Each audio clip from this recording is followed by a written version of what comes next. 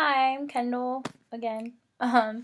Okay, so when talking about the three training methods that I chose for this week, I think I need to explain. I think communication within a business or an organization is like a huge factor. And with all of my examples, I'm gonna kind of play into the organization that I work with, which is women's basketball at Purdue Fort Wayne University. Um, and I think what with training methods, communication is a big part because if your audience isn't understanding what you're trying to portray or misunderstanding what you're trying to say, it can cause a lot of friction and issues and it could essentially mess up your entire training, you're moving forward. It's just really important. So that's kind of the why of these methods, and I can explain in detail when I say them. But my first method would be to just have a base knowledge or just a general lecture. I know it's old school, but I mean, to me, I think the best way of doing and learning something is with information given to you up front. Now, the thing is, it doesn't have to be like your typical lecture, it can be interacting and finding innovative ways within a lecture to explain or get your information across. I've had many lectures that I was engaged and into because they related to me. And I think with such a broad audience, by doing this customized lecture, I think you can reach the older crowd by, doing references to something and lightening the mood.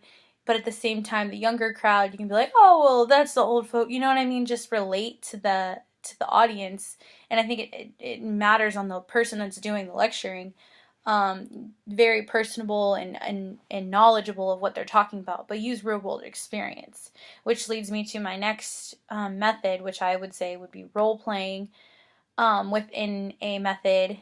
Um, I think understanding the other person's perspective, especially from a manager or a non manager role. For instance, like I work for my head basketball coach, and just even working as a graduate assistant, sometimes I do duties for her, and understanding how chaotic her life is makes me understand more of how important my role is to her. So I think role playing and understanding what other people are doing and why they're doing it helps you to understand the importance of your own job and know, why I'm doing it and when. And finally, this kind of goes with it, the second one, but the life and the day of. I think having two people, let's say, role play a day of their job and bring them into this lecture to talk about what they learned from the experience, what some good were, what some bad were, to see these real world experiences helps for the training because people are seeing, oh, well, that's what they learned from this, that's what they learned from that. I think it's just a big thing to understand. Yeah, so that's my discussion for this week.